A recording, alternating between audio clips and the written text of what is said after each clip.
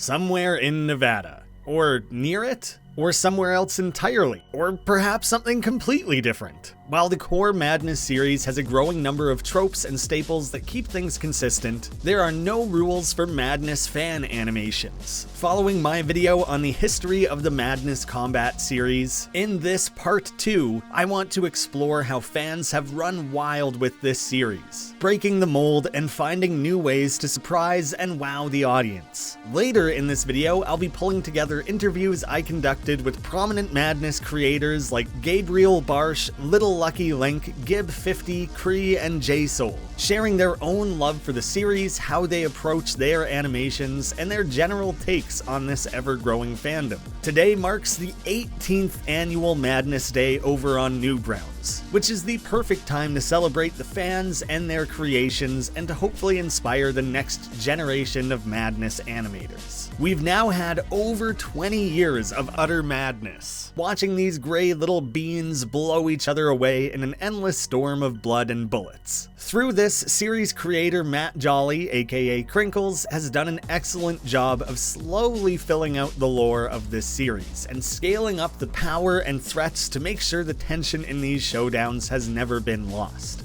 I think Madness is a good platform to start with animating, because the style of Madness is a really good template. It's really easy to start animating in that kind of style. You know, it's sort of like what they say, easy to pick up, hard to master. That's the voice of JSoul, who I also did an interview with back in 2021. We spoke pretty casually, it was a good time. I'll upload that full thing over on my Newgrounds account as a part of this Madness Day. The perceived simplicity of his style and imitable formula of these animations have inspired hundreds to create Madness animations of their own. The majority of them are made to look and feel exactly like his main series, but many over the years have added their own style and flair, reinterpreting things in creative ways we'd never otherwise see in the official series. Several of these Madness-inspired fan creations retain the overall style, but have spun out their own characters and worlds into series large enough to carry their own fan bases. Others have kept the usual Madness characters and setting, but removed the violence, something once thought to be inseparable from the series. Other animators simply use it as a sandbox for absurdist action with fantastical weapons. We've also had multiple retellings of the Madness Combat series done in new styles or through new perspectives. With this constant adapting and iterating, what constitutes a Madness-style animation has also evolved. At its most basic level, these are directly copying Krinkels, following a continuous spectrum all the way across to something that only shares the most basic DNA with what Matt Jolly has done. And the more of these fanimations that are made, the more they inspire each other like a giant game of telephone. One that ends with a grunt being strangled by a phone cord. If well over an hour of official Madness animations doesn't quite satisfy your bloodlust, you can dive deep into the world of fan animations, or as they're lovingly referred to by the fans, Madness tributes. And when I say deep, I mean this like Mariana's Trench deep. Users are creating new Madness-inspired creations year-round, with a massive wave of new installments dropping once a year for 18 years. In that time, numerous creators have made a name for themselves, being as heavily followed and easily recognized among the community as Krinkels himself. I want to look at the history of Madness Day before looking more closely at specific Madness fan series. Wait a minute, this isn't Madness. What's that? It's the Croak Crusader. This is coming from a group of Newgrounds devs, Tunaware, and being published by Two Left Thumbs. Black and white with a splash of red, fast-paced, non-stop action, gibbing baddies into a million pieces, an absolute banger soundtrack, and it will be available entirely for free. I thought it was something that might appeal to the Madness fans. We're very excited to be hyping up that release. This is all work in progress, early footage. We'll have more to share soon. Go wishlist it over on Steam so you don't miss out, both on the demo that is just around the corner and the eventual free release. I'll have links down below, please go add that to your wishlist. It supports me, the channel, and some awesome indie devs who also call Newgrounds their home. Now I'll get back to the actual madness. I believe the staying power of the series in large part comes from its blank canvas presentation, which leaves room for any creator to imprint their own characters and lore onto this world. as well as the no-holds-barred action that could only ever really work with online content. No television network is ever going to release a show this gratuitous with that little plot. Krinkels, Madness, and Newgrounds as a whole continue to be a haven for creators supporting a lifelong creative career in ways something like YouTube never can. And in case it wasn't clear, Krinkels loves fan-made Madness animations and characters. Madness Combat fan characters are the lifeblood that gives the series as much longevity as it has. The fans keep this alive, and they do it through ritual fan art.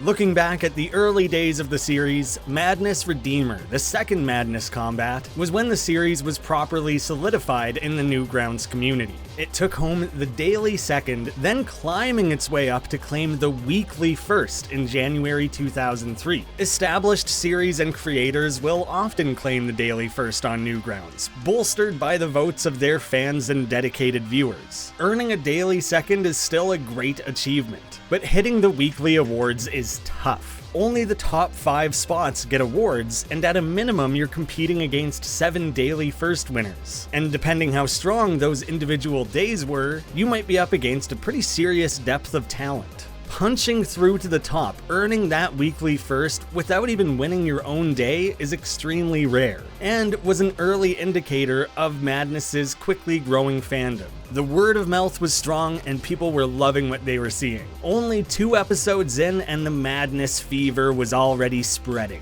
Or as it's known in the medical community, Madness Madness. That same year, in 2003, we saw the first non-Krinkels Madness animations really take hold. The first ever Madness fan tribute came in April 2003 with Stoned Gorilla's Agent Cliff Part 1. There was never a Part 2. In the author comments, we can see that this user actually sought Krinkels' permission to use his art style. Something you don't need to do these days, but that's really nice of him to have asked. Adding that even at that time, Krinkels had hopes his animation style would catch on, readily allowing and encouraging others to imitate what he had done. Agent Cliff starts out a little slow, featuring some iffy voice acting, but still builds up to a decent action sequence. This simple animation was early enough to the party that it's now creeping up on 420,000 views. The internet was just a different time. There were a handful of fan animators in those early days, with Shink Dog being among the first to really stand out with their Madness Christmas Special 1 and 2, capturing some of what made Madness special while adding their own spin on it. And I still have a soft spot all these years later for their final Madness animation, Fistful of Madness, which won the Daily First prize on the first ever Madness Day in 2007. That feels like a significant completed circle moment in the history of Madness fan content, where one of the first to tread that ground also ended up winning the fan vote for the first ever day dedicated to the series. And while he didn't first upload until 2008, I'd be remiss if I didn't mention Delamortis. Even his earliest fan animations had a quality and polish that raised the bar for all other Madness animators. They genuinely feel ahead of their time. Looking at his profile, he would have uploaded that first animation when he was only 12 years old. I just wanted to take a moment to put some respect on that name. Little Lucky Link is most well known as the creator of the epic Dawn of Madness trilogy, or quadrilogy depending, first making a Madness tribute in 2007, and now working on Operation Borealis, which will continue in his own Madness zombie world, but with an all-new art style. With over 17 years of Madness animating experience, he gave a great response regarding his own attachment to the series. Madness has always been something I've animated for fun, as it's a pretty fun style to work in. I've had many ideas over the years that I couldn't imagine working to the same effect in a different animation style. The community is also very special to me, with many people I'd consider to be lifelong friends that I still talk to and keep up with to this day. Making tributes has also opened many avenues for me as an artist, which I don't feel I could ever adequately express my gratitude for.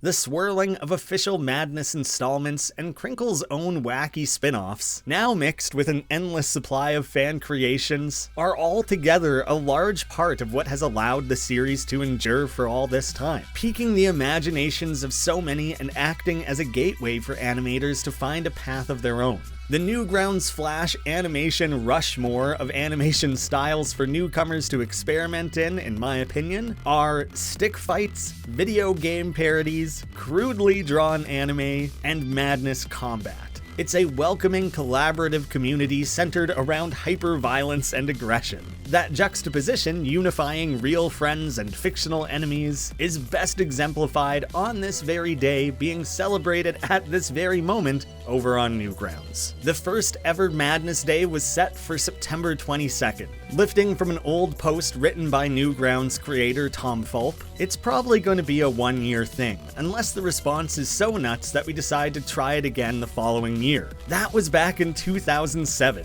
I don't think anyone would have predicted that Madness Day would run for 18 straight years. Not when Pico Day already exists to celebrate everything else Newgrounds related. There are very few Flash series or creations that have grown to the point that they warrant their own individual annual celebration. Madness Day's participation has ebbed and flowed over the years, but has recently seen an explosion of activity following the demo of Friday Night Funkin' teasing the inclusion of Hank, paired with the insanely popular Tricky mod and the full release of Madness Project Nexus with an insanely positive reception, and Madness is more popular now than ever, which has led to an injection of new Madness fan animations to help keep this Newgrounds tradition alive and well. I think it's more popular than it's ever been, but I have very little to go on with that. I hardly paid attention to metrics back in the day, but considering Madness Day 2021's submission count was at an all-time high, I think it's a fair assertion that Friday Night Funkin' hit Madness with a jolt of power. So how did Madness Day come to be? Well, on April 30th, 2007, Newgrounds had just wrapped up their second annual Pico Day.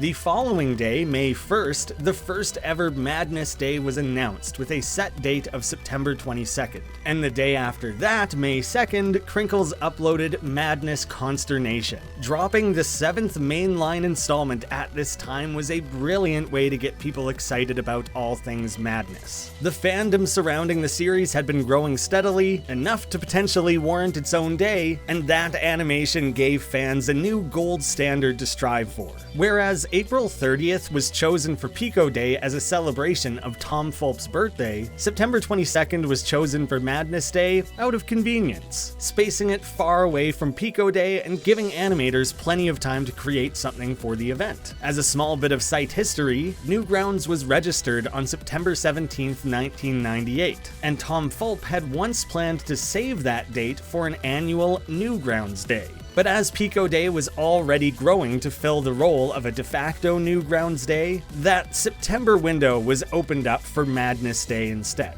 While there had been the odd quality Madness animation made by those other than Krinkels in the years prior to any formalized event, it was September 2007 that changed everything. Having a dedicated day announced off the back of Consternation, which is still to this day a favorite for many, motivated users to give it their all, spawning countless iconic animations, as well as being the first foray for various soon-to-be prominent Madness creators. There were well-received one-offs like Happiness Apotheosis, with this rainbowed character spreading love instead of death, or the incredibly creative Madness Preloaded that turns the preloader screen itself into the setup for a rampage. We saw the first ever Zionic Madness, which was one of the earliest series to include super distinct original characters, breaking that mold, while still remaining mostly true to the original style. That one was so well received that Zionico became a Madness-only animator after.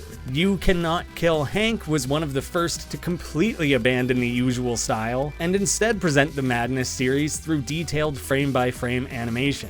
Deus Ex Machina completely reinvented the Madness style into something totally unique with this art bash animutation-like style, which went on to win the formal first place prize for Madness Day that year.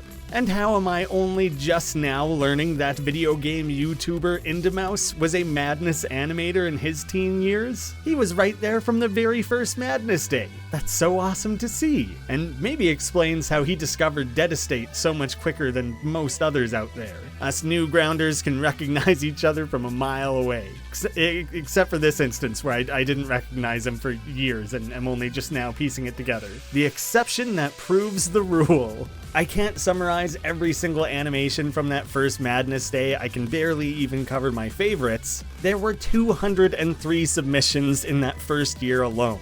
Far from all of them were great, but the standouts firmly established that Madness was for anyone, and the event was filled with examples of how far that formula could be stretched.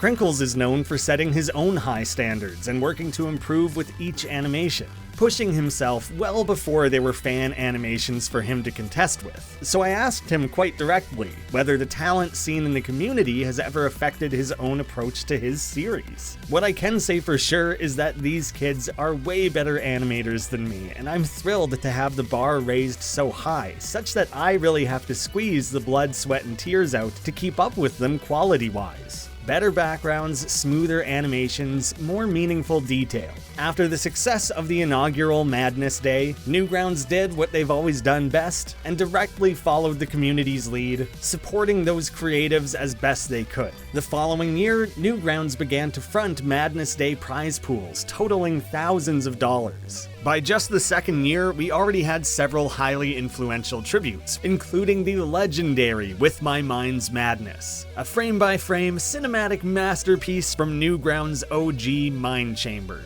There are still some who consider this the best Madness animation of all time. And somehow that wasn't all Mind Chamber did for that event, as he also provided the art and animation for Tom Fulp's own Madness Regent, something that itself would set the bar for Madness fan games. Also coming out of 2008, I enjoyed Madness Confabulation, with Alien Slushy finding an interesting style of his own that stays wholly true to Krinkels' own work, with a little bit more of a Saturday morning cartoon sheen. 2008 also saw the first installment in Little Lucky Link's Dawn of the Madness zombie epic, made when he was just 13. It's super common for people to get into Madness animations young, but it's even more common for them to drop off shortly after. The ones who have risen above the ranks are those who have stuck with it for a long time, honing that craft from a very young age. In 2009, Tom Fulp and Mind Chamber teamed up again for Madness Accelerant, building off the game they made the previous year, pushing that bar even higher in their own retelling of Krinkels' Madness Consternation.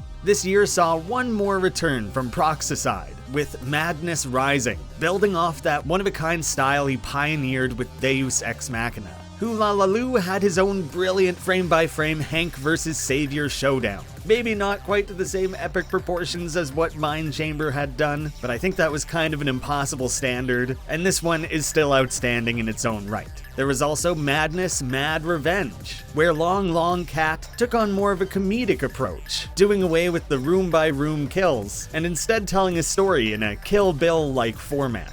Even I've managed to take part in 2 Madness Days. The first was in 2010, joining the Madness Guilt Trip collab hosted by Lootoons. The idea here was to purposefully use animation styles other than the standard. I bit off more than I could chew, ran out of time, and before I've finished saying this sentence, I've probably already managed to show you all of what I managed to accomplish there. It didn't really shape up how I wanted. And in 2016, I teamed up with Guy Unger to make a Nuclear Throne Madness hybrid. We didn't quite get it finished. I'm still very happy with how it turned out and how it was received, but I have a dedicated video talking about the making of that game, so I won't really get into it here. Looking back at 2010, the top 5 that year is so unbelievably stacked. 4 pre-established Madness legends putting forward some of their best work, as well as Pigosho taking a brief foray into that world with Madness Ascend, using a unique blend of styles that helped it, well, ascend the ranks. There is no shortage of creativity or talent in the Madness fanbase, even those who don't choose to make it their singular format.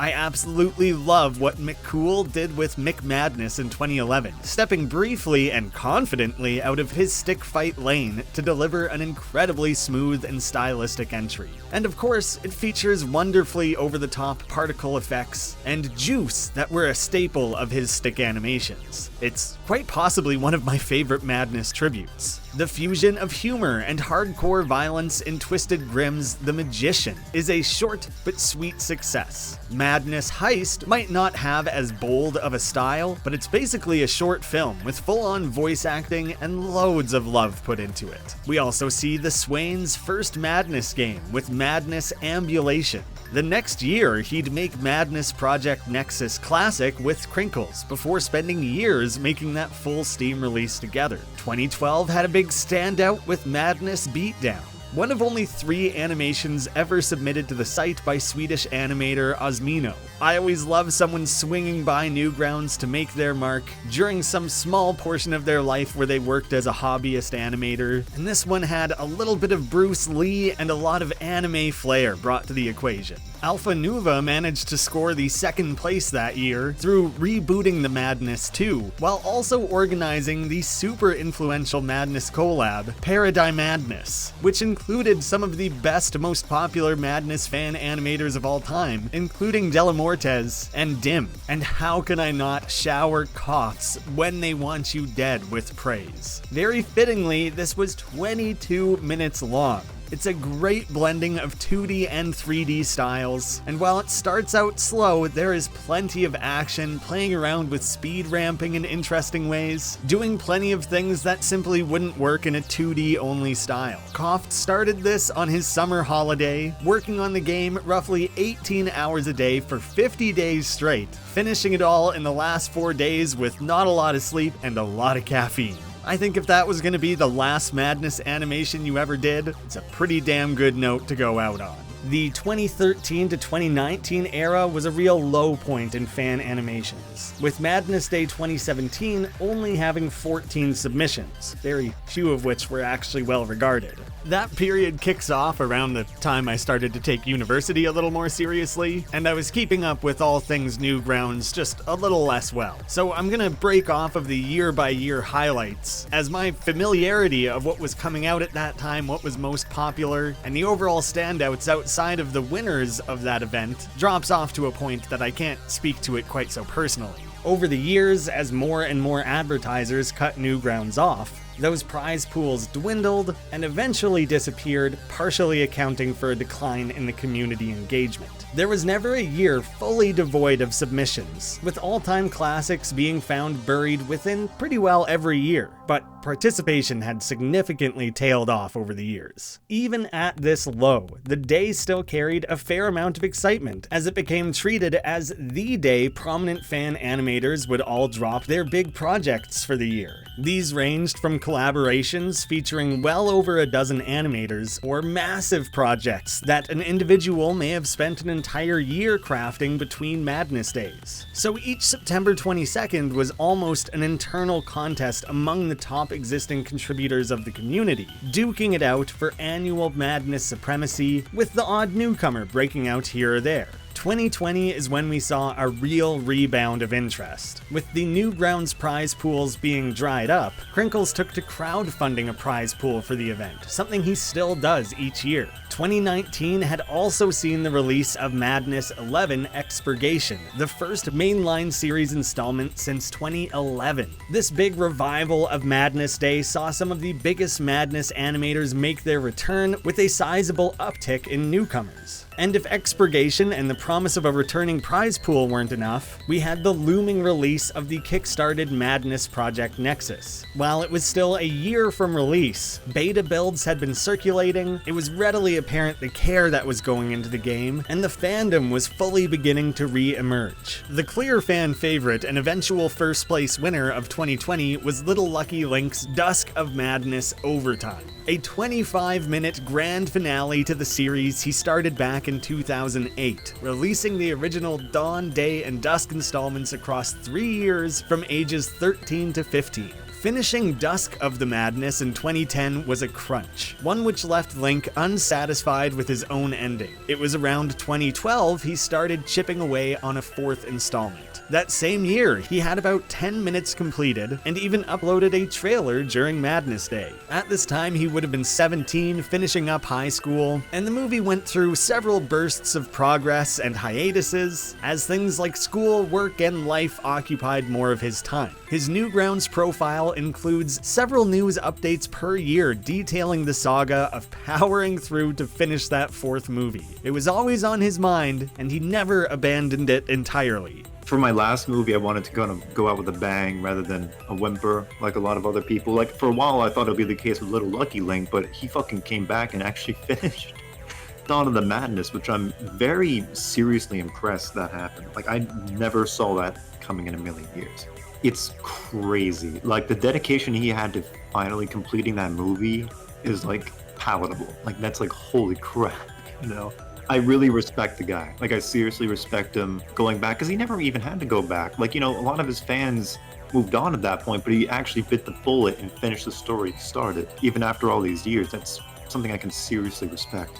Keep in mind, Friday Night Funkin' released several months after Madness Day 2020 and wouldn't have affected the numbers that year. Madness was making a comeback all on its own before it received that big outside push. I'll cover those events in greater detail in their own section of the video. But what I can share now is that off the back of Friday Night Funkin' and the official release of Madness Project Nexus, Madness Day 2021 was an incredibly special year. It saw the second most submissions to a Madness Day ever, second only to the very first year back in 2007. Many well-known animators returned alongside the single largest injection of newbies we've had to the fan animating community since the beginning. I can't argue that 2021 had the best average quality of submissions. Many of these appear to be the first and now only animations these creators ever made, but I'll never decry anyone for feeling inspired and wanting to create art of their own. We all had to start somewhere. 2021 had some outstanding results. Madness Guys Night used 3D animation and hand-painted backgrounds to create this hyper-stylized submission, where every individual frame feels like a work of art worth hanging on the wall.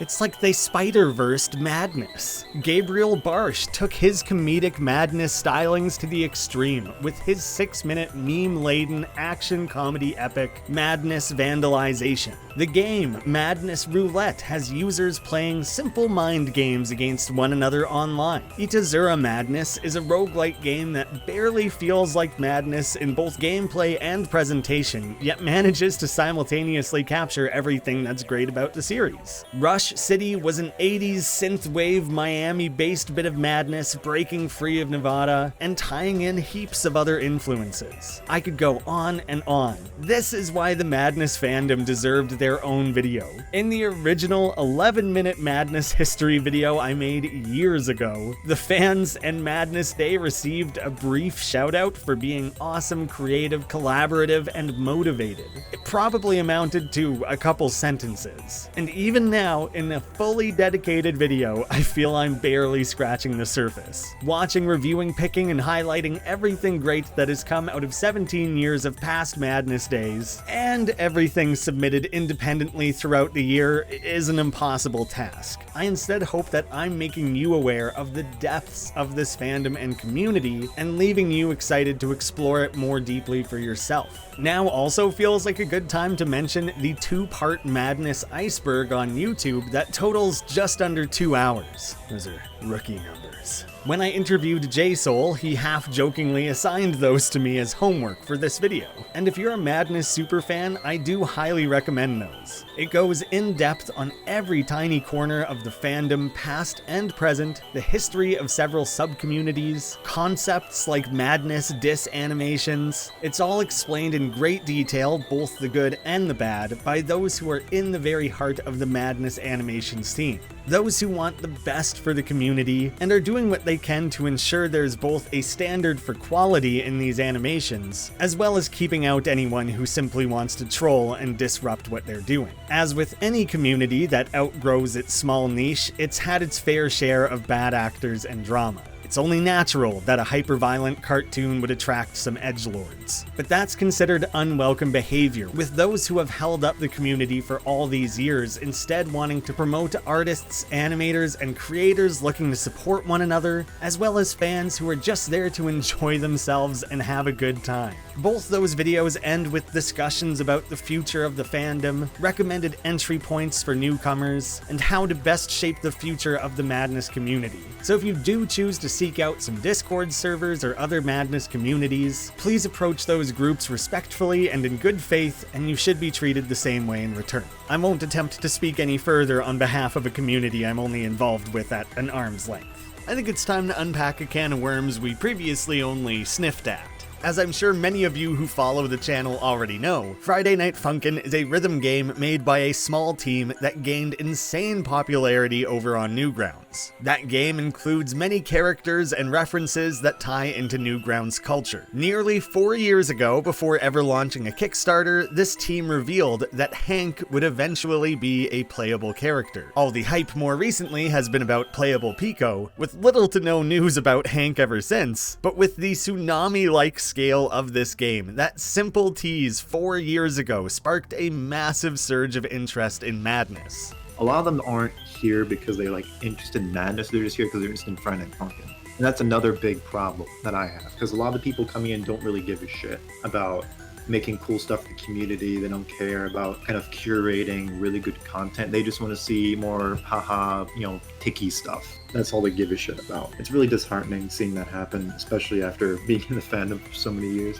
A lot of my conversation with J-Soul revolved around the Madness community, in part looking at the post-Friday Night Funkin' ramifications. It's a very strange situation. My personal opinion is I'm perfectly fine with new people coming in. Like, this is really contentious. Like, people can get really angry if they think you're trying to gatekeep. Like, I think that Madness should be open to whoever wants to do it, but that doesn't mean that you have to like everything everyone makes. Like, if you're going to be joining the community and you want to be a creator, you have to open yourself up to people saying your thing looks like shit, or you're just not doing a good job. Like, that's just kind of how it is. Failure can be bittersweet because it always hurts, but there's always something to learn from it. So when you disallow people from being able to criticize new people coming into the community and making content, you're making the community worse because it's just to be filled with more low effort, low quality shit. Mods are a staple of Friday Night Funkin', and one of the biggest ones was the Madness Tricky mod. It's an incredibly faithful adaptation of the source material, bending the Funkin' format in really creative ways to better serve the Madness-rooted storytelling, while also honoring the mentality behind quality fan-made Madness tribute animations. Nobody is denying the talent and effort that went into that mod, but the roaring popularity of the Tricky mod amplified many growing fears from within the Madness community. That's a whole bucket of disgusting, filthy worms with basically anybody in the community at this point. There's a lot of mixed feelings. The one I've seen the most is people are happy that Madness is having a bit of a renaissance of popularity, but the side effects of that are pretty unfortunate. Like right now, if you search up Expurgation, which was Madness 11 and the theme for Madness 11, you'll get non-stop recommendations for like Friday Night Funkin', Tiki Mod stuff, because it was called the same thing, like Expurgate. And they're just buried a lot of fan content under miles upon miles of like reaction videos, speedrun videos, and Friday Night Funkin' with Madness characters. Like, I can appreciate the work that went into the mod that made things like this popular, but the side effects for that are so brutal. It's buried a lot of fan content under like a kilometer of crap. Keep in mind, that interview was from 2021, and came at a time when these two fandoms were rather suddenly brought head-on, with Funkin' fans, who were half the age of Madness itself, clashing with people who have been following this series their whole lives. There were a lot of unknowns on how this new era of fandom would look, and pretty valid concerns that this new wave would drown out what came before. Like, I always look forward to Madness Day.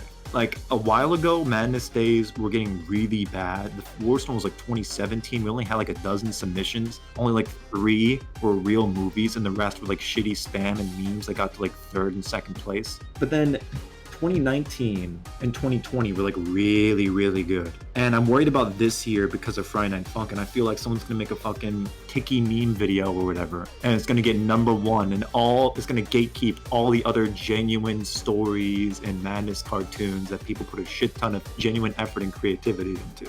Both communities share a love of action, music, choreography, and interesting designs, also both housing a wealth of talent to create and add to those respective works. Yet, there was a lot of worry that Funkin' and Madness fans were simply coming from two different places, creating yet another rift in this community. And everyone else I've talked to is really worried that's going to happen too. Like, they're all like, I really look forward to Madness Day because there's so much new talent, but at the same time, there's so much shit that's going to come in. It's just going to be terrible. It's all going to be Friday Night Funkin' themed. A bunch of people are just going to glow after crap. It's a pretty stinky situation. Like, you know, like if you look at Expurgation, like I can actually check right now. So Expurgation, as in the original Expurgation right now, has 1 million views on YouTube. And let's take a look what Expurgation, the Tricky mod, has. Oh, would you look at that? 13 million.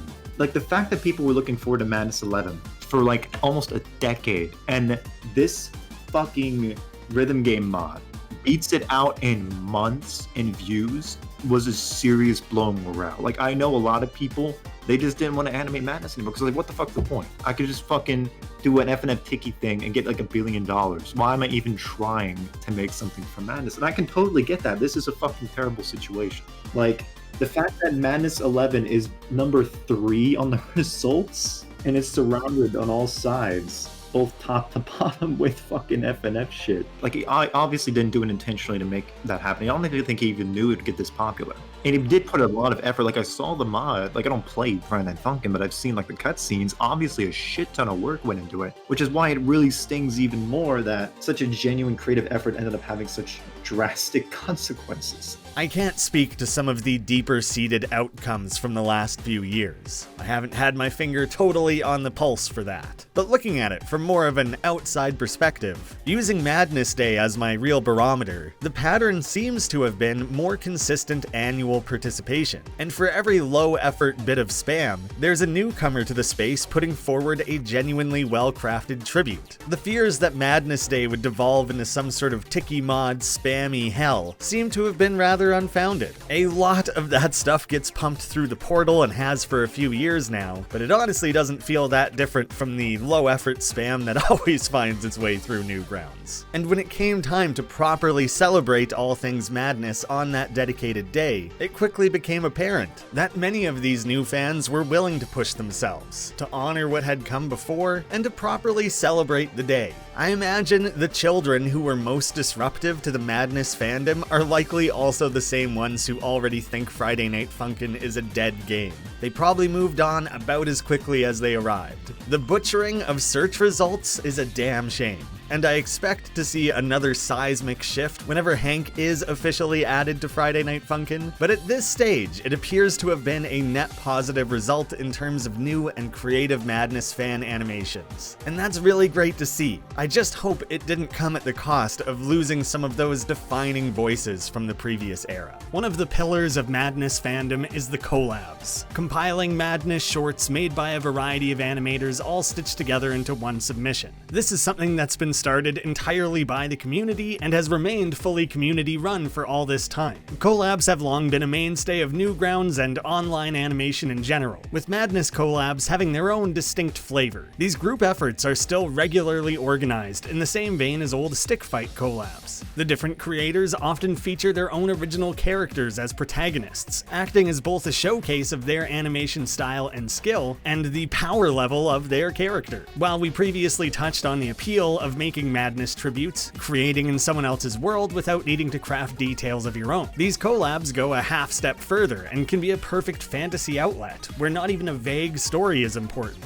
You can now fully focus on staging and executing elaborate fights starring your own badass character dropped into the action with no context needed. Some collabs attempt to tell a continuous story with each new animator picking up where the last left off, but these are notably harder to organize, as it works best when each animator knows how the previous segment ended, building out a proper continuity rather than creating independent sequences that all get pulled together at the end. Pretty well every collab ever releases with less contributors than who initially signed up, and that becomes increasingly true the more restrictions are put on what their short can be, and attempting to coordinate everything to this degree leads to many potential bottlenecks. There's a reason Madness collab shorts are usually assembled in a way that feel independent from one another. The first proper Madness Madness collab I could find was Madness Agitation, run by Acecorn, and featuring the Madness debut of Alpha Nuva. He actually used the collab as a way of premiering his own Redness series, pulling a scene out of that work-in-progress project. The whole collab is only about 90 seconds long and doesn't even feature sound effects, but it deserves its flowers for attempting the concept so early. One of the next oldest was Madness Neurosis. Little Lucky Link took part in this one, having previously made one solo Madness animation, then taking part in a full trilogy of these Madness Neuroses collabs, all before ever tackling his massive Dawn of the Madness. And tying into the previous example, Link would go on to eventually join the third Madness Agitation collab. So far I've only listed 2 different collab series and both of them managed to make it to a trilogy. It was incredibly common for these groups to stick together. If you liked someone else's style, worked well alongside them, and could count on them to turn in an animation on time, why not keep that working relationship going? As both the complexity and quality of animation and overall number of participants rose, these collabs could easily take months, if not most of the year, to properly organize and execute. While they had started to become common beforehand, the first Madness Day only saw one proper collab, Madness Vehemence, which only featured 4 artists. It's generally known how ambitious these collabs can be and how easily they can fall apart, so it takes a bit of getting established before that trust is there to bring in big numbers. There were another few scattered collabs in 2008, but oddly 0 on that year's actual Madness Day, but then 2009 had both Madness Accumulation and Disintegration, 2 collabs packed with talent, with a handful of animators taking part in both, or choosing one and releasing their own non-collab Madness projects that same day. Here's a point in time where we can really see individual animators building their own name recognition.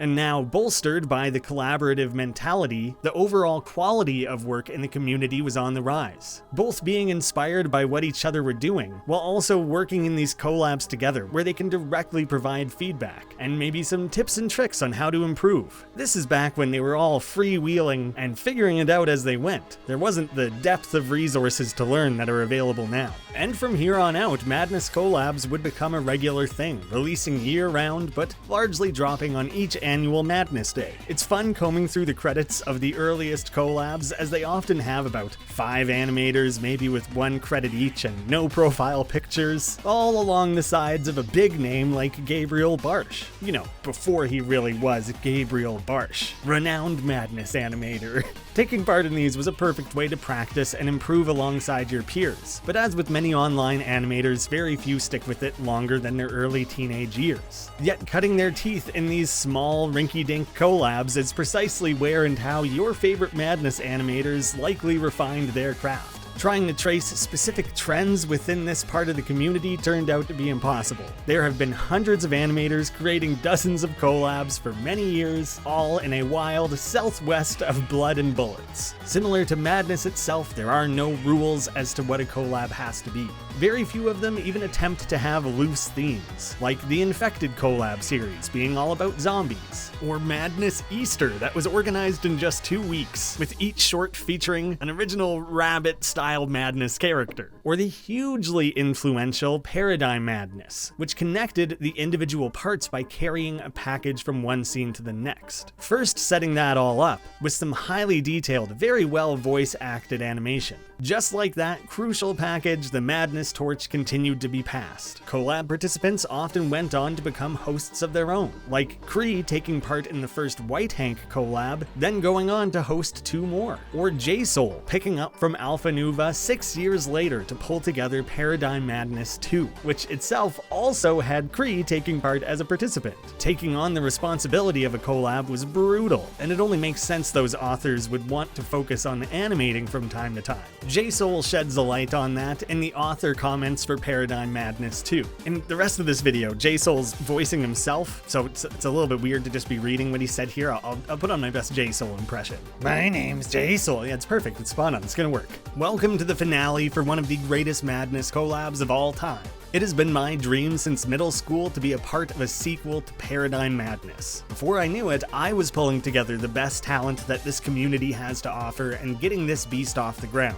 With that said, putting this together was one of the most difficult experiences I've ever had in the community as of yet. From collab members jumping ship, losses of data, and even outright sabotage by outside forces. I have to give an honest thanks to everyone who's helped along the way to make this dream of mine come true, and to give Paradigm Madness the sequel it deserves. And boy howdy does it live up. This thing is 25 minutes long, and features some of the best madness animating I've probably ever seen. It's just a tour de force for everyone involved. Newgrounds collabs at large fall into two bins. Massive epics put together by niche fans, showcasing the best animators from around that time, or a dumping place for half-finished animations that wouldn't hold up on their own. Madness has seen their fair share of each. But with these big figures in the community sticking around, organizing and curating Madness collabs, also often taking part in them themselves, participation in these collabs became increasingly attractive. You might suddenly be credited in a submission alongside your own Madness idols. As that interest grew, individual collabs would now have dozens of participants. The craziest example I know of is probably that previously mentioned White Hank trilogy that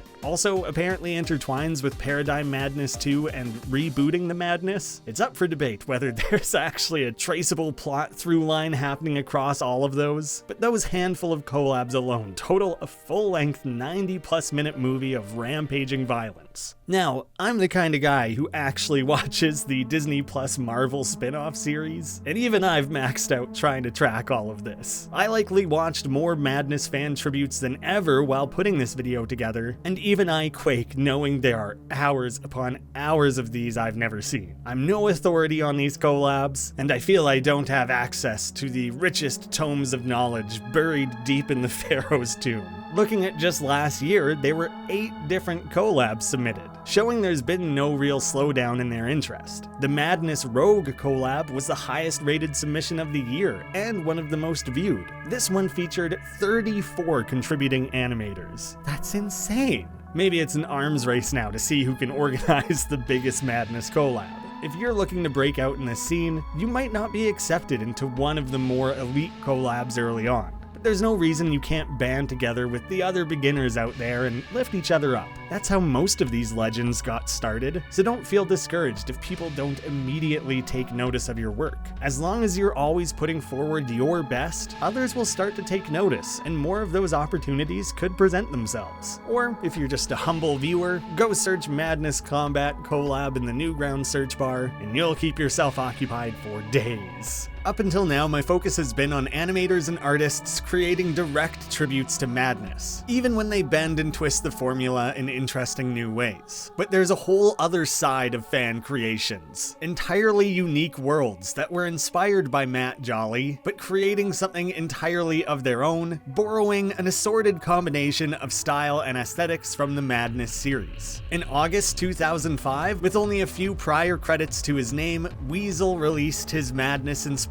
run-and-gun game, Thing Thing. This game takes inspiration specifically from the Madness interactive game, playing as a grayscale character with floaty limbs shooting your way through enemies in a big bloody mess. Weasel aimed to separate his creation from Madness as much as possible. Here's a quote taken from the author comments of that first submission. About all the Madness comments, neither I nor Krinkels are the first people to make a mouse-aiming third-person shooter engine, and I realize that it's black and white in the beginning, but I wanted for the game to seem dismal and gray until you eventually make your way into the colorful outside world. In those respects, I think that this may play somewhat like Madness, but they are two very different games. It's hard not to make the comparison, but it took no time at all for Thing Thing to build its very own fandom, growing well beyond that original connection. From 2005 to 2013, we saw the releases of Thing Thing 2, 3, and 4, as well as Thing Thing Arena 1, 2, 3, and Pro.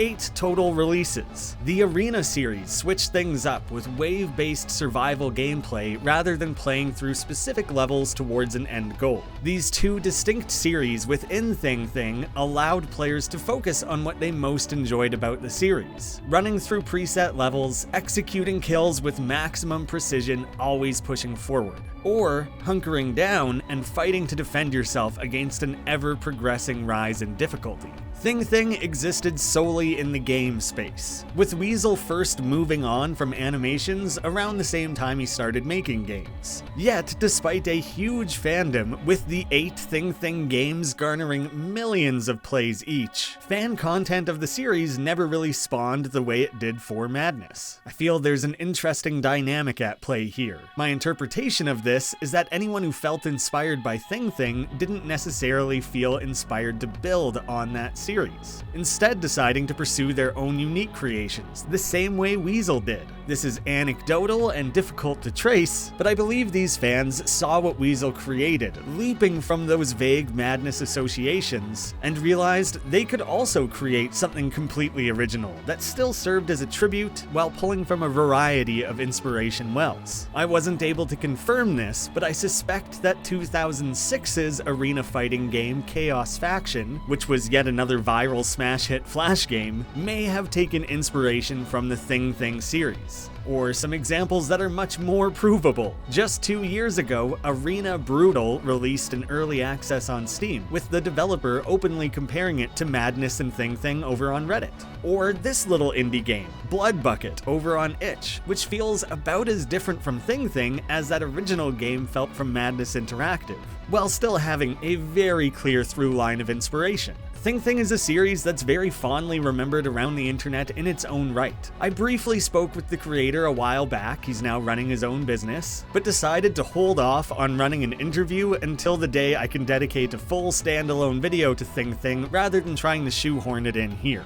I think it deserves the respect of its own video. And while Thing was loosely inspired by the aesthetics and gameplay of the Madness series, the next most popular creation that was instead much more literally inspired by the animation, having the protagonist clear rooms through hyper-violent, energetic, action-packed set pieces, was Bunny Kill. This was created by Modus and also released in 2005. I do have a full video on that one, directly interviewing Modus, talking about the creation, history, and legacy of that series. He was also kind enough to give me permission to upload a full HD collection of his movies here on YouTube, so that is also available to watch. If you're looking to branch out and widen your Madness fandom, the Bunny Kill series deserves a place on your must-watch list. It also didn't take long for Bunny Kill to find its own voice, creating a sense of timing and style that felt wholly distinct from Krinkels. The sets and story became increasingly complex, and clear references to the likes of Star Wars, The Matrix, and Dragon Ball Z found their way into the DNA of Bunny Kill, further reaching out from beneath that Madness umbrella. I think this stylistic flexibility is what allowed Bunny Kill to carve out its own fanbase that now only partially overlaps that of Madness, with each of those animations earning millions of views. While there hasn't been a new Bunny Kill since 2011, users still remember them fondly, often returning for full rewatches, creating fan art, and even more Newgrounds-based Friday Night Funkin' mods. And while Thing existed entirely as games, Bunny Kill took the inverse approach, as there was never an official Bunny Kill game by Modus. It's never too late. Maybe someone watching this video will be the one to make the first great Thing tribute animation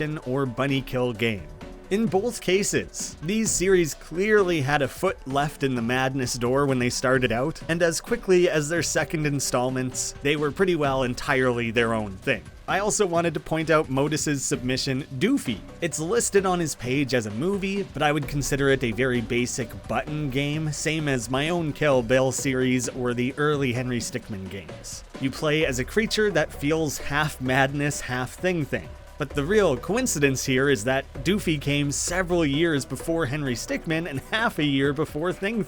So this silly, mostly forgotten little widget is actually some sort of example of a convergent concept that feels like both a spin-off from and progenitor to so many other major series. I thought between the style, gameplay, and the timing of release made Doofy far too interesting of a comparison to pass up. While I can't prove it, I have my sneaking suspicions that Shock Value's wildly popular pet sim games Interactive Buddy were inspired by Madness. The first Interactive Buddy also came in 2005, just 2 years after Madness Interactive.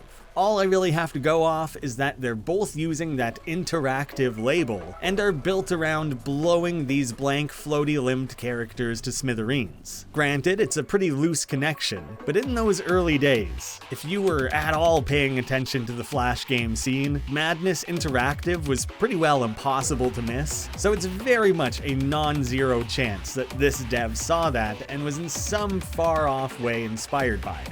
I've seen no official claims that this is the case. Shock Value appeared to spend more time on Deviant art than Newgrounds, but with how far-reaching Madness has been, I wouldn't be surprised if that were ever confirmed.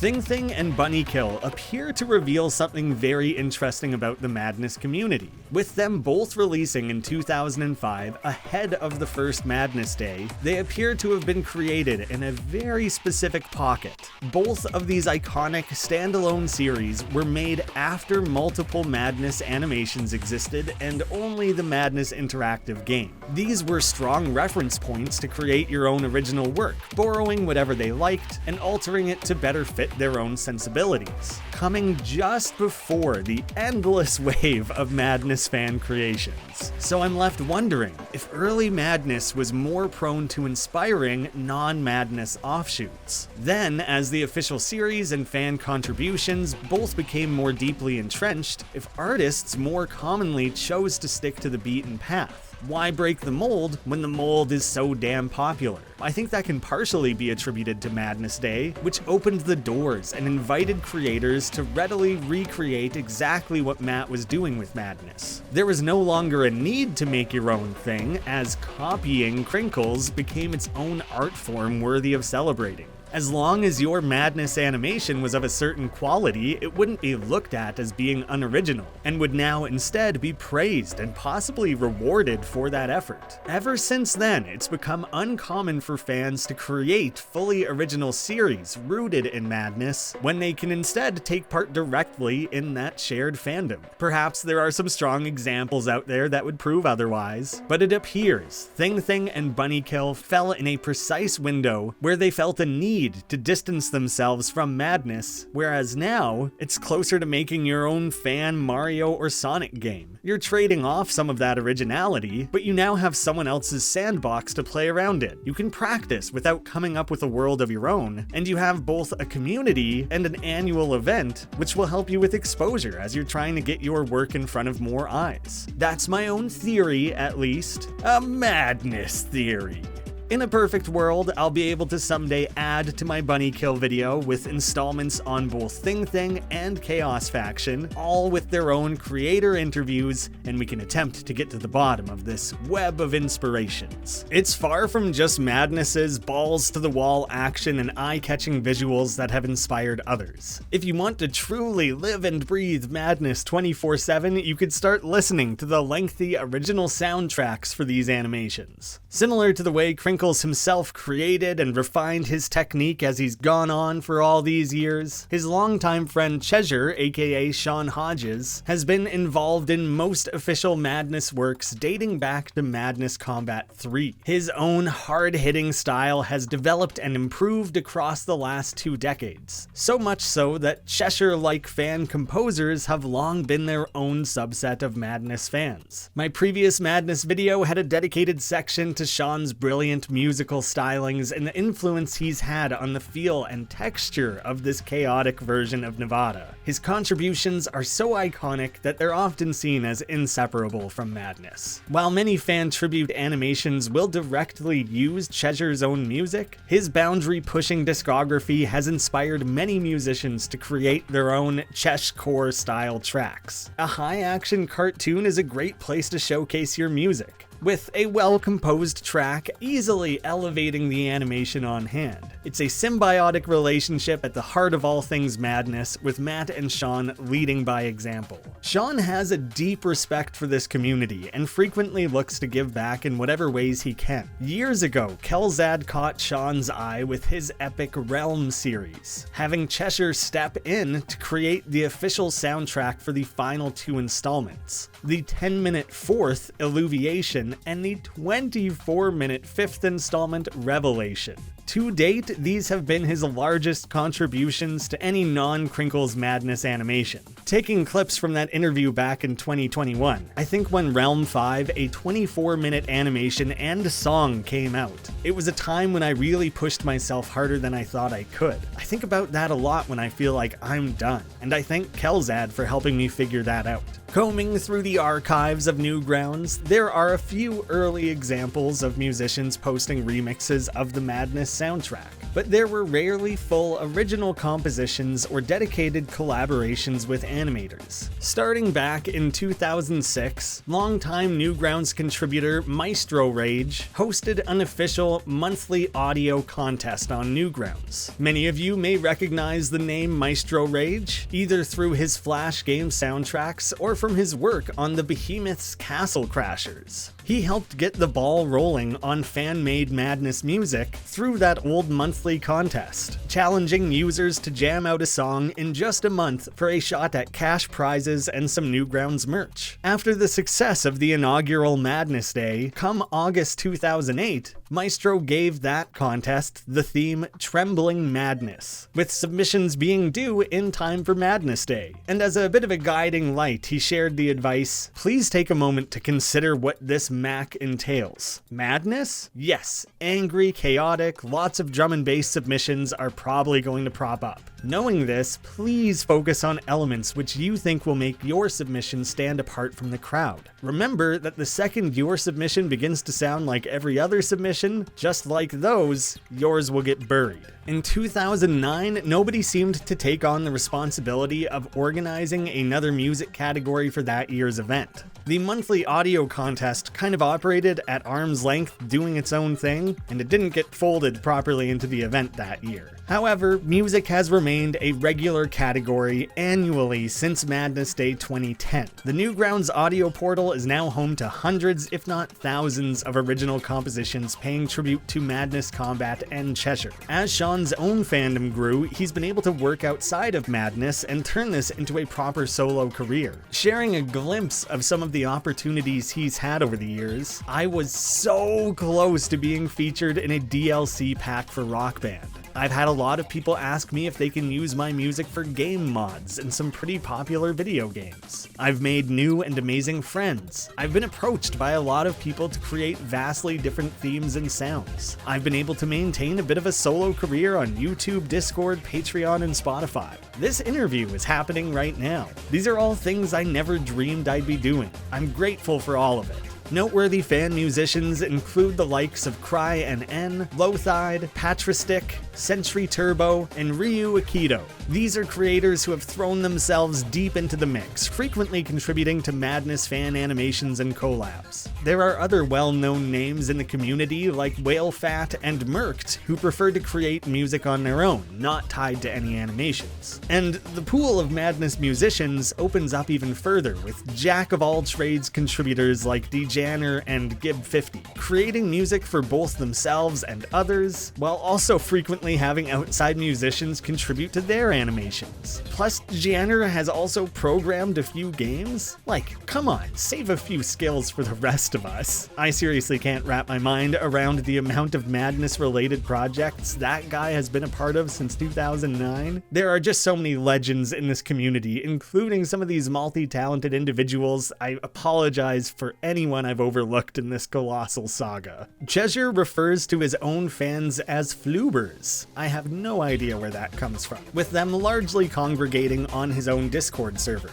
Back in April 2020, Ryu Akito, only 16 years old at the time, threw it out there that a bunch of them should band together to create a full tribute album for Madness Day, which would have been just 5 months away. Despite struggles in assembling a final roster, a mountain of compositional and logistical effort, many setbacks, with everything really only coming together at the finish line, this group of dedicated fans released their full 99-minute album that Madness Day, titled Somewhere in Nevada, or Sin for short. This incredibly successful project led to the creation of Sin 2 in 2021 and Sin 3 in 2022, both on their respective Madness Days, as well as the full bonus album Somewhere Under Nevada, which landed the same day day as my own previous Madness video on that 20th anniversary, July 25th, 2022. These are collaborative albums being composed outside of the Madness series, celebrating that Madness energy and feel entirely separate from the animations. Each album is highly curated, featuring only the best of the Madness fan composers. What other web series has its own dedicated community of fan composers? How nuts is that? It's so specific. And now, last year, they followed all this up with a continuation, Sin 3.5, which features a combination of remixes and new tracks, alongside a 45-minute retrospective organized by Ryu Akido and Cheshire to document the massive effort that's gone into this musical series, which should really help put this all in perspective. This community is so large, creative, and productive that a fan-driven audio-only spin-off of the series has earned millions of views and was deserving of its own mini-documentary.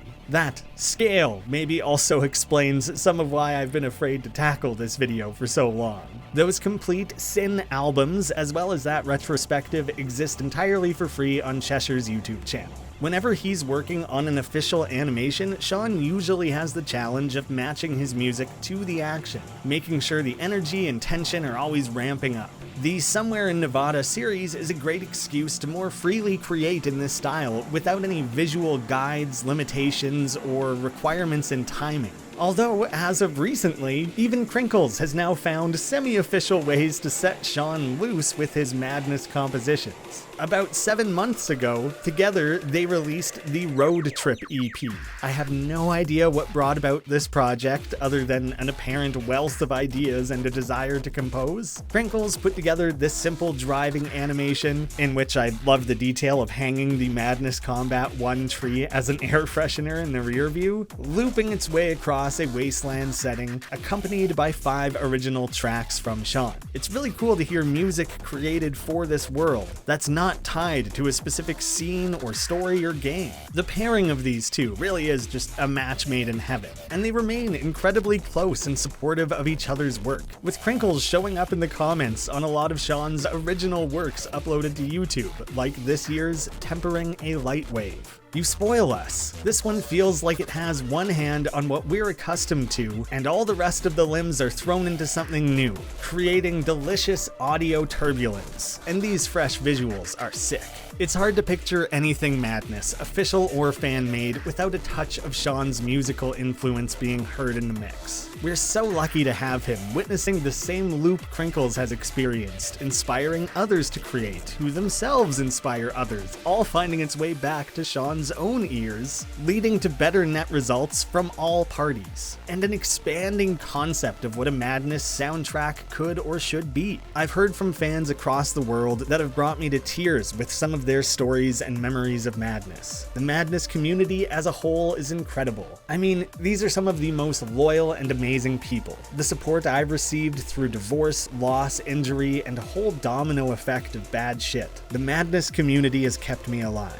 Some of them say that Madness saved their lives, and I believe that, because the Madness community has saved mine. With Madness being remade, retold, remixed, and reinterpreted so many different ways, it was only natural that someone would attempt live action. There was a relatively well-known example back in 2013 from Codestar Productions, simply titled Madness Combat Live Action Movie. I believe a lot of its views came later in its life as that fandom got bigger and bigger. This group had made a few short films prior, which did often include shootouts and gunplay. Their Madness film includes a bit more story than most Madness content, but it gears up into the action before long, performing a classic room-by-room shootout staged simply in their house, before heading out into a field and racing through a scrapyard. It's faithful to the original cartoons in many important ways, with the creator originally having plans to make a sequel. He seemingly went on to work as a professional cinematographer and never came back to the series. Good for him. This was the only well-known example until things came full circle back to the Newgrounds community. Hans von Harken, aka Almighty Hans, has himself been a Newgrounds mainstay for 20 years, creating and contributing to many animations. And a little over 6 years ago, alongside his buddy Chase Langley, founded Skell Studios, kicking off with a YouTube channel dedicated to making live-action short films. This features the two-man crew's seriously underrated Mutt and Chops series, which is a vaudevillian comedy about two swindlers living in a post-apocalyptic world. These short films caught the eye of Krinkels and Swain, and back in 2018, they reached out to Skell Studios about creating a live-action commercial for the then-upcoming Madness Project Nexus. Chase, the director, and I, producer, actually became friends here on Newgrounds when we were teenagers, and one of the main things we would talk about was a live-action Madness movie, so we accepted this offer in a heartbeat. That short was put together on a shoestring. There are only a few costumes, with Hans himself suiting up as Hank, all set in just one room. The focus of this initial segment appears to have been on nailing the costumes and visually bridging the gap between live action and gameplay through the lighting, colors, and vibes. I also love his exaggerated physical performance, both more closely matching that of a cartoon, while adding more emotion to a silent protagonist. While the style of this trailer is inarguably madness, you can still see elements of Mutt and Chops in there, playing out like a short slapstick comedy piece rather than a guns-blazing action romp, taking a breath with Hank before transitioning into clips from the game. Skell Studios were left sitting on that for 3 years, waiting to debut it alongside the official release date announcement, and I have to imagine waiting all that time was agony, but it was all worth it in the end. While this short was simple, the execution was flawless, becoming the most highly rated submission that Madness Day, earning the daily, weekly, and monthly awards on Newgrounds, although it was exempt from any of the actual Madness Day prizes. It was a long wait, but the release sparked a new opportunity for this visionary pair. A little over a year later, Skell Studios would release their much more ambitious follow-up, the Madness Project Nexus cinematic trailer, which again swept the Newgrounds Awards for the month, and is currently sitting as the number 3 highest rated Newgrounds submission, sitting above every single other Madness creation, official or otherwise, and just below the 2 hugely popular Spooky Month animations from Sir Palo. Hans and Chase shared this ahead of the short film's debut. In November 2021, soon after publishing the release trailer of the Madness Project Nexus game on Steam, developers Matt Jolly and Michael Swain expressed interest in financing the next live-action Madness endeavor. At first, we at Skell Studio thought about making a short film, but it fell short of servicing the grandeur of the Madness universe. Instead, we proposed a cinematic story trailer of their game. With much enthusiasm, Matt and Michael greenlit us to begin in February 2022. The idea was to make a trailer for the game, but in the style of an event movie trailer. Not only would this directly promote the game itself, but it would allow us to push Madness further into another medium, a cinematic one. A while after this came out, I had the chance to talk with Hans on a call about the creation of this trailer. In hindsight, I wish I had recorded that conversation. We talked about myself potentially cutting their many hours of behind-the-scenes footage and interviews into a proper making-of documentary. I loved the idea, I still do, but seeing as it took me this long just to make this damn video, I simply haven't had the time to take something like that on. Maybe someday, I really hope so. But in the meantime, their own YouTube channel features over 3.5 hours of behind-the-scenes footage, compiled together to document, in order of video, their stunt rehearsals, dress rehearsal, and then both days of filming. Madness Combat exposed me to digital animation in 2003, inspiring me to do it myself, launching my career. Getting to make this trailer with my dear friend Chase is miraculous. We dreamt of live-action Madness since 2006. While obviously the spectacle of that short is very impressive, a 2.5-minute trailer might not seem like much, but this insane project took 11 full months of production. They put together a full cast, with Krinkels himself appearing in the short as Doc. then making costumes, working with professional stuntmen and stunt choreographers, building sets, putting together stages for green screens, and scripting out full sequences. Hans explained that attempting to write and film standalone one-liners led to lackluster results, so they instead wrote and performed larger scenes to properly stage the action and allowing the actors to more easily embody the roles and scene, which then allowed the editors to isolate key moments that felt trailer-worthy and putting those through a full post-production process. Hans had nothing but love for everyone involved, but briefly singled out the work of Graham Jenkins, who portrayed Hank. This guy is incredibly athletic, far more than you can really see under his elaborate costume, but this dude is jumping and flinging himself around in a way that saved them from needing to do a bunch of complex wire work, and in the end, receiving an additional credit as a stunt coordinator. Chase mirrored this sentiment on his own Twitter. Graham brought a fearlessness and presence that Hans and I both felt the moment he got into the audition. Exploring with him in this space was incredibly exciting, and set the tone through the rehearsals and onto filming. What a performer! Upon its completion, they hosted a premiere in a Hollywood theater, including some behind-the-scenes footage with the cast, crew, and Krinkels all in attendance. The end result feels like Mad Max with John Wick and crazy anime-like superpowers all set in the uniquely chaotic world of madness. Same as any good madness tribute, you can feel its inspirations there, yet the end result is wholly its own. And hot damn is it ever badass. With so much of the groundwork complete in regards to how you make live-action madness work, there was now interest in shopping around this cinematic trailer as a proof of concept in the hopes of securing finances for a feature-length live-action madness project. Skell Studios showed they clearly had the vision, care, and talent to see it through, but a movie with that much action and effects work was going to be expensive, even for a team who knows how to keep those costs as low as possible. And I imagine, despite the many countless millions of views the series has online, it would be very hard to convince some Hollywood suits that this little online series has an audience waiting for that exact thing.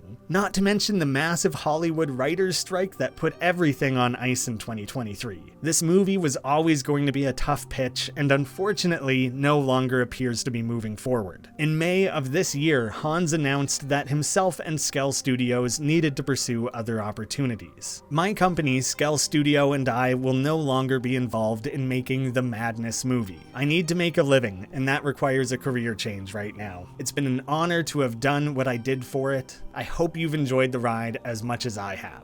Krinkels publicly tuned in, wishing him the best, although it's unclear if there are plans for anyone else to take over making a Madness movie moving forward. It has been an honor to have you involved in the creation of Madness Project Nexus's extended media. The game trailer produced by you and Skell Studios was a remarkable, one-of-a-kind gem, and I'm lucky to have been here to see it happen. Godspeed, dude. I highly recommend following Skell Studios on YouTube and on their social media, both to check out what they're working on next, for some behind-the-scenes glimpses, and for a feed of awesome new projects various cast and crew from the cinematic trailer have gone to work on since. What they did with live-action madness is nothing short of astounding, and we all owe them a great thanks for carrying that dream for all of us for over 5 years. You boys keep crushing it. And I promise I'll help out in whatever ways I can if I ever have some combination of time or funds needed to make that happen. I've been a fan since the early 2000s on Newgrounds, through to the earliest uploads of Mutt and Chops, and I can't wait to see what comes next.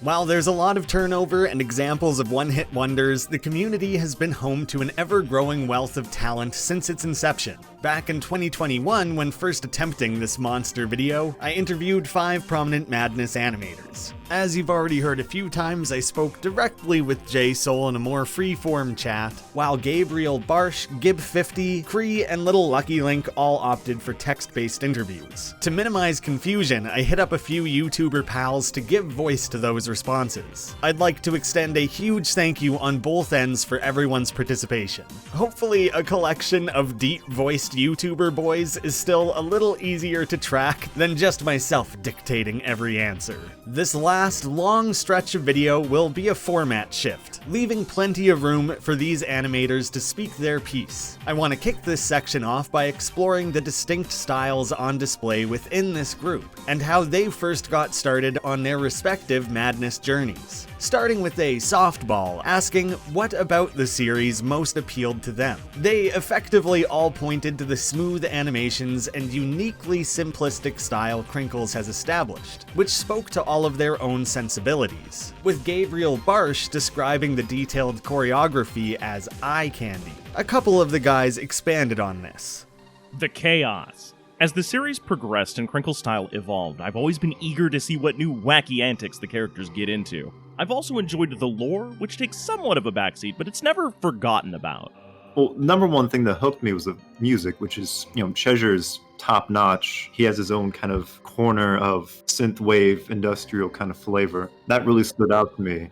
I'm not even exactly sure how to quantify it. Like the aesthetic of Madness is kind of like neo diesel punk industrial. Not really sure. But the art style really stood out to me, and the music really stood out to me. The nonstop violence as like a tween, to me, was very appealing. While it may be a no-brainer that kids who were already interested in animating were drawn to the animation of the series, I enjoy how familiar yet different their separate journeys into animation actually were. J-Soul found Madness early on. Well, it's kind of hard to say. When I first came across Madness, I was like 11 years old in my school's computer lab on like a laptop on Newgrounds, and I really shouldn't have been. I first saw Madness 7, and then I stuck with that for a while, but then I kind of like lost interest because, I'm like 12 years old. And then I came back after Madness 10 came out, and then I got really into it. Rewatched the whole series, all the incidents, got into the fan stuff. Dawn of the Madness, fantastic series. Little Lucky Link is a community legend at this point. Little Lucky Link was already an animator before Madness came on the scene. I had experimented with sticks, sprites, and even fully drawn styles. It was around this time, circa 2006, that Madness tributes started to become more popular, so I figured I'd give it a shot, for fun.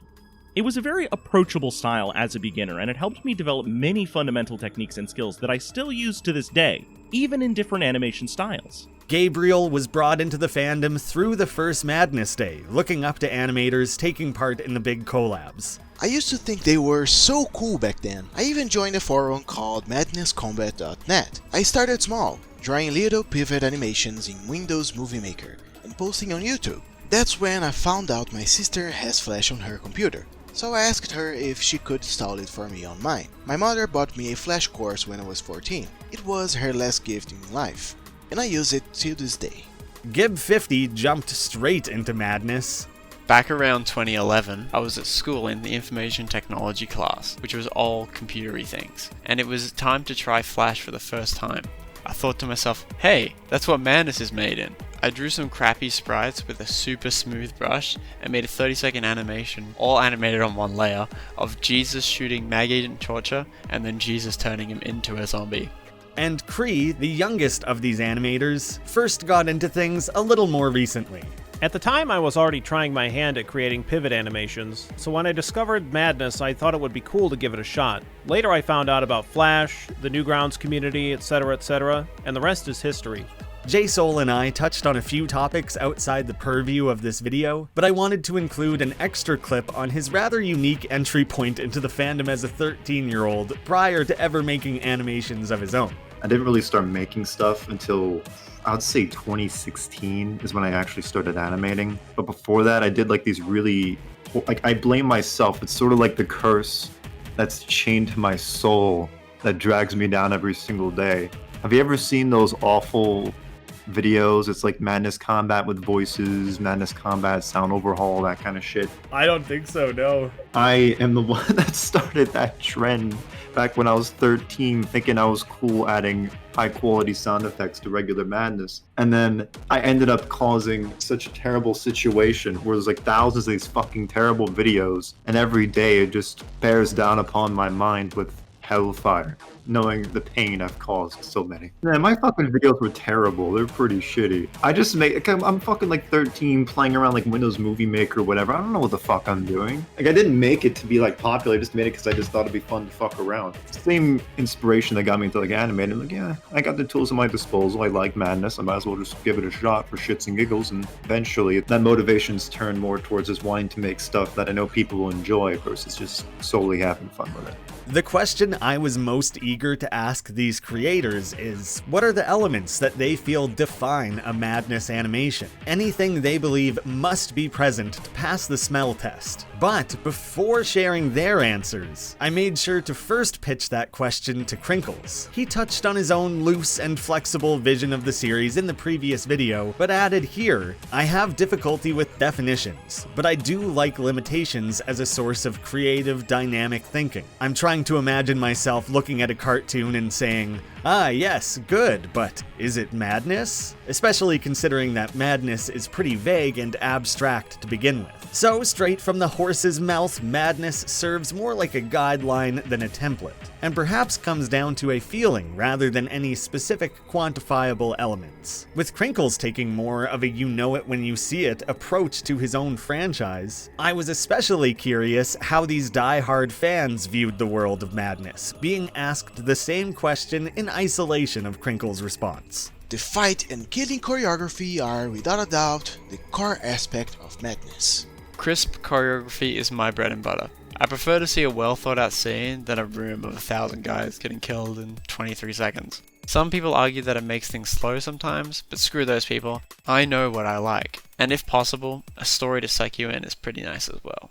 If you were to define what madness is about, it would be something like a character pursuing a goal through violent means, which basically covers all madness animations without fail. Cool thing about madness is that you can make it work with any genre you like, but for me the thing that holds everything together is violence, be it pure action or comedy. Without it, it feels like there's something missing, as if the characters have nothing to do. The first thing that comes to mind would have to be a great soundtrack. I can't think of a single madness animation, tribute or not, that doesn't have an epic soundtrack. Other than that, it's always interesting to see people push the limits and go beyond the generic room-to-room shootouts.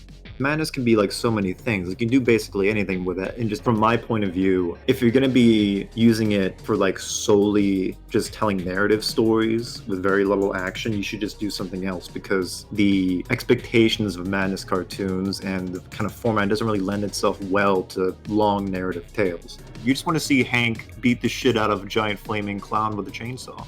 While this group mostly agrees that the choreo and violence are pillars of madness, they all have their own skills and special sauce they bring when making tribute animations of their own. As difficult as that introspection can be, I asked if they could attempt to define what they feel makes their own animations unique. Honestly, I couldn't tell you. I just try to do what I do as well as I can. People seem to like it though, so that's all that really matters to me. Unlike most animators who create their own standalone stories, my animations are heavily based on the events and past tributes created by the community. For example, the whole White Hank series is based off a character from the Dadness series by Tasers, which is a recolored Hank called Heather. I'd have to say emotion and plot. Many people have expressed the emotional impact that my Dawn to Dusk series leaves on them that not many other tributes might. I've also tried to take things into a slightly slower, more cinematic approach rather than all-out violence, which I definitely also enjoy.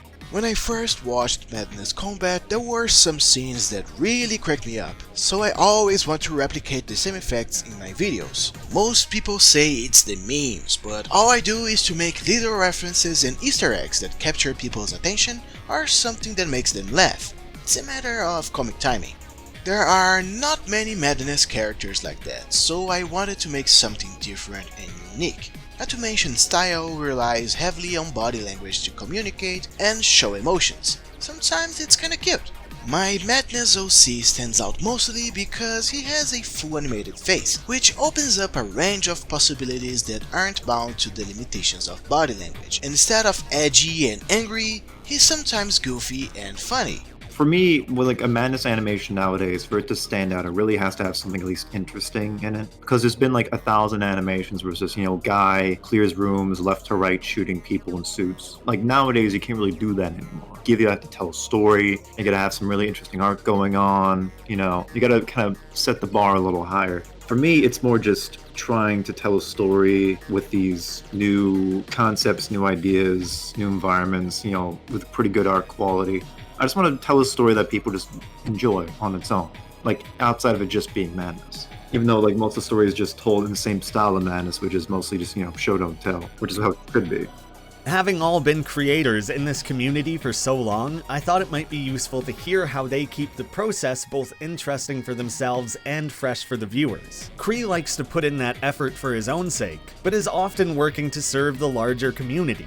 Mainly by continuously evolving my style of animating. Also by attempting to bring new collaboration formulas into the community, which I think led to some cool and unique movies being made. Gabriel recurringly gives himself distance from the series to recharge and craft new ideas. I feel that it's important to take some time for yourself. I always take long breaks and never rush anything. It takes time to gather new funny ideas and put them to practice. This might explain why my uploaded schedule is so bad. But I like to focus on quality and not quantity. Little Lucky Link shone a light on his more cinematic approach to the series. I love movies and filmmaking in general, so I take a lot of visual influence from those. I'll also sit down and rewatch the entire series from the beginning and revisit some other tributes occasionally, just to keep some of the fundamentals in mind. And I had to crack up at how simple Gib 50's approach is. To keep it fresh, I try new things. Think of how a guy will die. Flipped over onto their back and having an object from the room slammed onto them? Sounds good to me. I thought I'd be putting their feet to the coals, asking them to name their own favorite official installments in the series, but much to my surprise, they all had clear and confident favorites. Usually the correct answer to that question is Madness 4, because it's objectively the best one, but my personal favorite has to be Madness 6.5. At that point, Krinkels has perfected his animation style, and because of that, speaking from an animator's perspective, it's the most satisfying one to rewatch for me. Madness 5. Depredation has always been pretty close to me, though I don't know if I'd consider it my favorite. I just love the pace and merciless onslaught of chaos. It has an epic soundtrack too, of course. It's hard, but I have to say Madness Abrogation. The way the music goes with it, it just makes it so much better. It's hard to put into words. Madness 7 is a close second. Most people would say the most recent upload of his, but for me, Madness 10 takes the cake. Well, for Krinkels, it would probably be Madness 10, because, that's the one I saw when I came back to the Madness fandom a really long time ago, and it's kind of like what hooked me back in. The animation itself was fantastic. Like, it's the highest body count, longest length of all the movies up until that point. Saw a bunch of cool shit, but the soundtrack, like, holy crap. In my opinion, it's the best one Treasure's ever made and might ever make in the future. It is so consistently just dark, imposing, has all the motifs from the previous Madness movies. You got it, you hear 6, you hear 7, you hear 5 in there. Like, it doesn't feel like those were just put in because, those were in the previous movies. It felt like they were putting, because not only is it a good sense of conclusion and finality having leitmotifs from the earlier movies, but they flow so well into the existing music. Like, the sense of finality is palatable. It feels really powerful as a song. We've actually had confirmation that Madness 12 will be dropping September 23rd of this year, so who knows, maybe everyone will have to update their answers. Although funnily enough, they all struggled in picking their favorite Madness tributes. They all offered up answers, but commonly with caveats that it's too hard to pick just one, and that these are not definitive lists. Because so many suggestions were dropped, I'm going to be trimming things up and sharing it as a quick shortlist. Gib50 shared Realm Revelations by Kelzad, The Hunt for the Chupacabra movies from Alpha Nuva, and When They Want You Dead by Koft. Gabriel simply shared White Hank Zero, The Mulligan. Kree's top choice was Mad Rebellion 2 by Alucard. It's so insanely innovative and original and cool AF. Then also recommending Orange 2 by Vaseline, Time to Madness Part 3 by Janner, and Madness Assassination by Sunshaft. Link shared Madness Manufactory by Jess the Dragoon, and The Redness series by Alpha Nuva. Since I have the audio, I'll give J-Soul the extra space to gush. Oh, it'd have to be My Mind's Madness. Like, I love Little Lucky Link. Like, Lucky Link, if you're listening to this, I'm so sorry. I love you. But My Mind's Madness cannot be beat by anybody. Like, I and Krinkels, no one can come even close to the fucking perfection, the apex that is that music video. Mind Chamber, holy crap. Like, the compositions in it are so well. Like, the camera angles are so well done. Like, there's shots in that, like, that they're gonna stick with people forever. Like, you know, the shot, like, you see the vortex in the sky and everyone's flying into it and exploding when they touch the beam of light. Like, shit like that is just so cool. And the music goes so well with it, how it's synced up. The animation's so dark and hyper stylized and gritty. Like, it feels really appropriate for Madness. Like, in a way, I kind of think the art style in that movie fits Madness better than, like, the actual sprite art style. So funnily enough, interviewing them all in isolation, nobody doubled up on answers. There's such an infinite range of styles at this point, that even those who are likely paying the closest attention and possibly have the strongest opinions, can't even agree on what some of the best of all time are. Hopefully that puts into focus how deep this all is, and how many hours of quality animations are out there waiting for you to discover. Now, these guys get asked all the time, how can I get involved with the community, or get started making animations of my own? I'll attempt to answer both here, but the community side is definitely less straightforward. Through the course of their interviews, every one of these animators shared a similar story of their early involvement with the community, meeting welcoming and supportive people, refining their craft alongside feedback and encouragement. But after all these years, their relationships to the community have all changed, with the old forums, Skype, and other gathering places they knew and loved giving way to fractured Discord servers, with several of them citing that they miss the tight-knit feeling the Madness community had before its mass popularity. Originally, we just messaged each other on Newgrounds. I consider those to be the good old days. And then we moved to Skype, which was okay. And then we moved to Discord, and that's where everything went to shit. Oh no. I'm not gonna name specific servers, but it's very clear that Madness works really well when people aren't able to congregate because everyone's fucking insane, including myself. It feels like trying to worm your way through a crowd of people while being swarmed by bees. I mean, we get a lot of talented people, like I will say that. Like, I've met some of my closest friends through Madness. Like, people I've met in real life and I'm just like fucking friends forever with. We have a very big attraction radius for people that like, you know, all the violence, the stylizations, the dark, kind of edgy shit.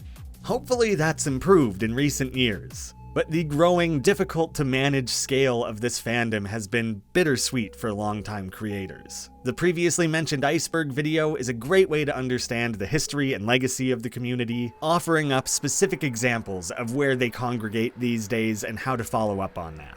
The much simpler question to answer is how to get started making your own animations. Years ago, Kree made a Madness Essentials playlist of what he views as must-see fan animations. Then, just 2 years ago, pulling the curtain down even further with a 25-minute tutorial on Madness animations that's now nearing 1 million views on YouTube. It's a fantastic resource, learning all the basics of Flash and Madness animation from a true veteran of the style. You really can't ask for any better than that. I'll also share some additional advice given through those interviews. Everyone agreed that you should start small. Don't even attempt a full animation. Not right away. Follow some tutorials and practice moving these characters around, trying to get a feel for the style and seeking feedback on places like Reddit or Discord. Wait until you have something more substantial to share before submitting it to Newgrounds. Your little 1.5 second test is just going to get bland. After you've learned the basics, try seeking out collabs. Collabs are a great way to work directly with other animators, get involved with the community, and fine-tune your style. Don't give up. Do what you want to do. Don't feel forced to do something you don't enjoy. There is a great difference between a passion project and a project that only seeks profit. Make your stuff interesting. I want to get invested. Make a cool story, something deep. Rock on, good luck, God bless, give head, don't forget. Words to live by. As is true of so many legendary Madness animators, especially those who started out in their teenage years, there will likely come a day where these heavy hitters need to hang up the Glock. While our Lord and Savior Krinkels will keep that torch burning bright for any new followers of the Madness cult, fans will come and go as their lives dictate. When asked if they could foresee an expiration on their Nevadan tenure, all of them acknowledged that that day would inevitably come. This is a hard one to answer. After being so ingrained with the community and being a part of Madness for so long, it's hard for it to not be a part of you anymore.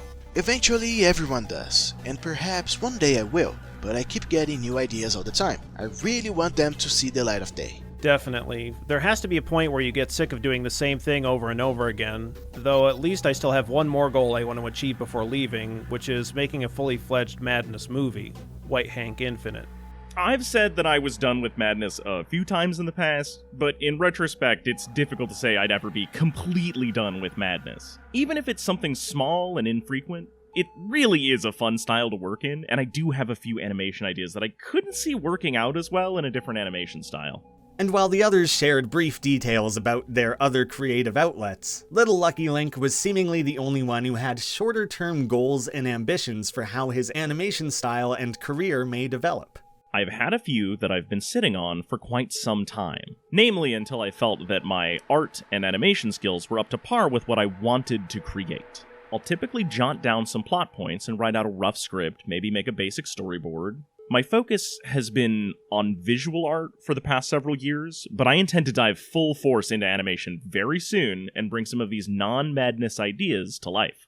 Looking through the 230 art submissions on Link's Newgrounds page, you can see 15 years of a developing artistic style, experimenting with bolder colors and more psychedelic imagery. I can't wait to see how that's applied to Operation Borealis and any other future projects of his, Madness or otherwise. As these interviews were closing out, I simply asked these guys to share some thoughts on Krinkels. All of them had at least passing interactions with him, with everyone in agreement that he's incredibly cool, kind, and supportive.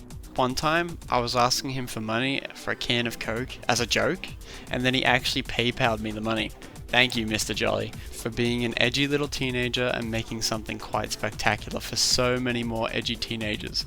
You struck out, Buster. There's so many people overwhelmed with internet fame that went bad. I'm so glad that Krinkels could keep himself clean for all those years. The only substantive thanks I can give to Krinkels is by continuing to create these tribute animations. Krinkels has always been extremely cool and welcoming to the community, as well as committing to his craft and keeping his artistry fresh and distinctive. Keep up the badassery, Krinkels. Well, yeah, I actually got invited to Pico Day back in 2019 and actually got to meet Krinkels, and it's kind of a really weird moment. You know, meeting someone you've always looked up to, and then they're just there in person, and your brain has a hard time registering, holy shit, that's like actually him. We didn't like talk about Madness, we just had like a casual, just kind of conversation, and it went really well, and it helped open me up to, this guy is like really genuine, really wholesome, he isn't like driven insane by the community.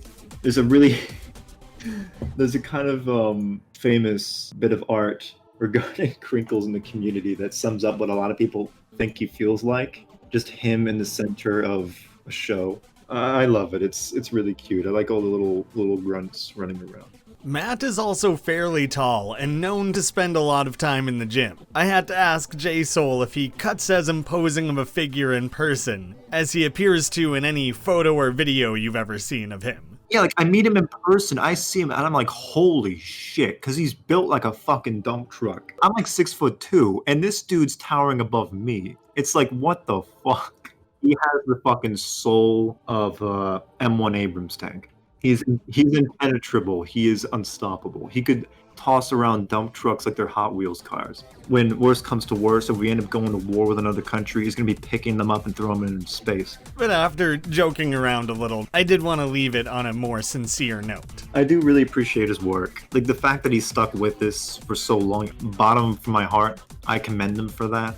Sticking with all this, sticking with the game, the community, through thick and thin. I will have like a more personal message for him at the end of my last movie. Like during the end credits, I'm gonna have like little like specific thank yous to individual people.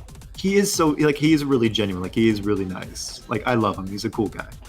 Nothing but love for our big jolly boy. Go wishlist Croak Crusader. That game will be totally free. If you wishlist it, you will be notified as soon as it's available. Thank you to Krinkels, all the many animators out there, those who agreed to interviews, those who voiced those interviews. Thank you to Wendy for editing this video and providing a voice. And then last of all, I would thank you for sitting down and watching this, especially if you watched all 3.5 hours of the 2 videos. I've learned my lesson. I won't go promising a part 3. This took long enough to get around to, but maybe someday I would do a video where I just play a bunch of Madness games and just kind of talk about them. There's a lot of cool and surprising ideas out there. And there's still the idea of doing a Madness lore video, but I've grown a deeper appreciation for what an insane undertaking something like that would actually be. I pulled an all-nighter finishing the edit on this one so it could actually go live on Madness Day. Couldn't let that date slip me by again. So happy Madness Day, everyone. Thanks for checking this out. Thank you again so much for watching, and I hope to see you again soon.